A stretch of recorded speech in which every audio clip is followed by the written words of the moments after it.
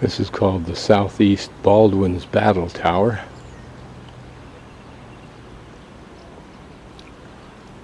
Now we can see what looks like a Christian church would have been. These here remains, and you can see the basilica altar shaped down at that end. And down below us is apparently that patio area, if you will, before you reach the tower. They make a substantial effort at disclaiming responsibility for any safety that you're not employing yourself, and yet there has been probably no upgrade of even the existing facilities at the time of restoration to make them safer, even as they were at that point in time. So this is what the tower looks like from the inside. Most of its time, I'm sure, was spent dawdling. I'll give you a little idea of the field of fire from one of these ports that we've seen in almost all forts here and in China and elsewhere. You wonder if it's an original stone, perhaps of stonemason's signage. There are railings here, that's good. And here we are at the second level, a different form, if you'll notice, of shooting window. Looks like one designed for cannon as well as rifles, giving you a large area to fire into, but an immediate area, focusing on the people who've already made it over the river, made it up the hill in their pursuit of successfully attacking this tower. But this also gives you a very good range on the entire river there. So, a very deadly place to try to get past, I would think. And here, the third tier, giving almost unlimited ability to fire, field of fire in the surrounding areas. Interesting, there is no, at least on this reconstruction, no port allowing you to fire upriver a little bit. Maybe that reflects the lack of range of the cannon or of accuracy of the cannon, I don't know. But certainly, with 3 levels, everybody firing at you, I don't think you had a good chance of getting through, even with the crummy armament of those days. Now, at one point in time, around the 1400s, or 14th century rather, the Ottoman Turks attacked and took over this area and committed it to 500 years of lackadaisical, but pretty much complete, disorganized slavery, as they call it here, but certainly oppression. One part of the town was restricted to Muslims, and the rest was left to the Christians. But from this vantage point, even now, we can see a mosque there and a church there. Probably we'll go over and visit those. And the church being built up there. And perhaps another there. If you live here and have the money, those must be some very beautiful views from those homes over there, several of which are brand new, one under construction. Here, a higher level walkway. It looks like from the stones, unless they were just tossed here, although this is a wall, that this might have been an actual road up here. There you see it looks like an original wall, but I think it's reconstructed because of the cement pad on top, which over time has dislodged. This, you can see, was all early tourist infrastructure. And as is the case in the Balkans, whoever paid for and did this restoration a long time ago, the current administration's either unable to or unwilling to restore or even maintain what they have here. But since most tourists don't come here, it makes for a pretty walk. I think above me is a rock face of the higher reach of the castle, maybe where the castle itself is. So probably all of this was set up somehow in a defendable manner, as well as a habitation. And there's some kind of sloping road coming in this way. And here a relatively new retaining wall. It comes as no surprise that when this was a functioning fort, it was like a city, so it had the same infrastructure of roads and side roads going up. And again, it looks like a reconstruction of existing building and retaining wall.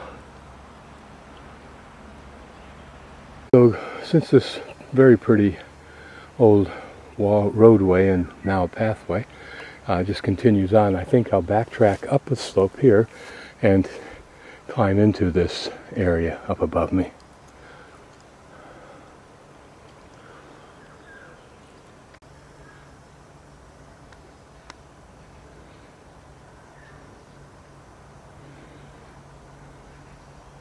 Again, we can only wonder what some of these openings were for.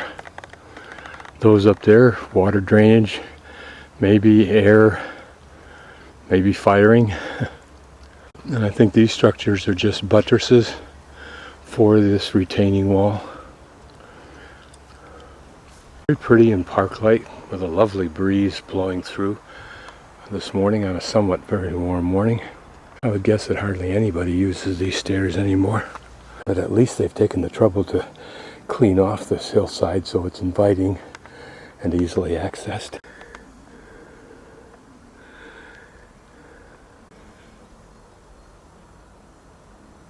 An interesting ground cover in this little patch.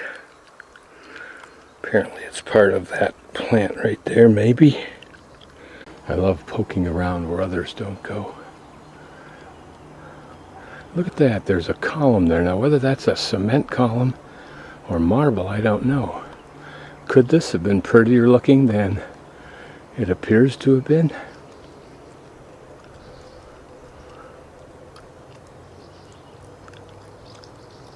At least we've gained this level now on the northeast corner, I think it would be called. New reconstruction there. And notice there are these what look like marble pedestals.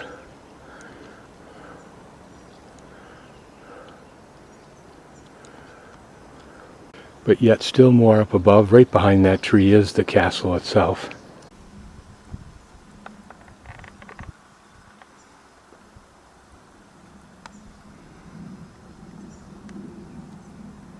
Proudly, Bulgaria waves. These flowers are about 1/4 of an inch across, maybe slightly larger. Here I'm looking through a gate into what looks like a restored wall, but one that's built around as well as overcast by a restored surface that forms the patio above. And here more evidence of what looks like cement rather than marble. So this may have all been carved during the restoration, unless whoever built this had the means of using cement.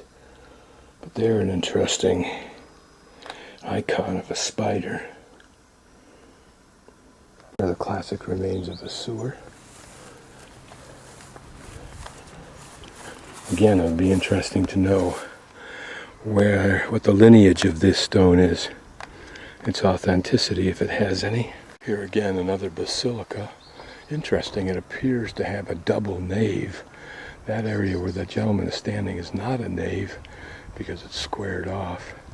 But this flooring, of course, looks far, far too modern to be original.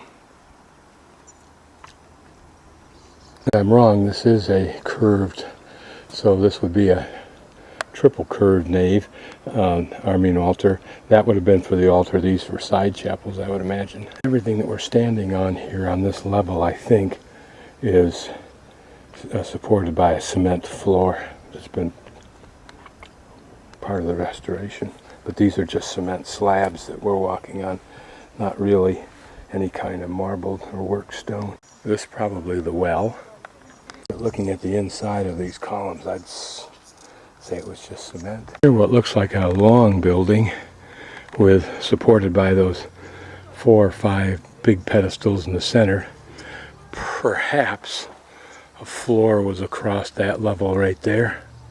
that those stones held supports for a floor. And they're above the what appears to be a completely rebuilt castle. Interesting, behind this steel grate and supported by a cement floor above, or ceiling and floor above for the patio above, are these round structures which give a hint of beehive ovens.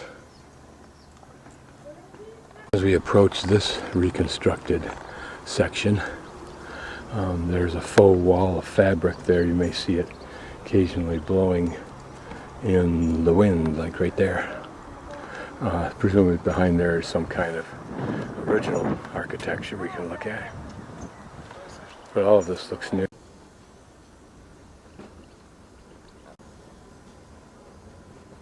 So everything here is reconstructed. There's not much that I can see that's original. Certainly nothing interesting. But it does create jobs, using no doubt foreign money. Now these that look like foundation stones are interesting because I don't think they are. What I think they are is headstones. They may or may not have been standing upright or flat inside of a building, but here they're just used as some way to add some interest to it. I can't imagine this is part of this building, but it may be. It just looks to me as though someone thought these were pretty interesting, which they are. We have to do interest.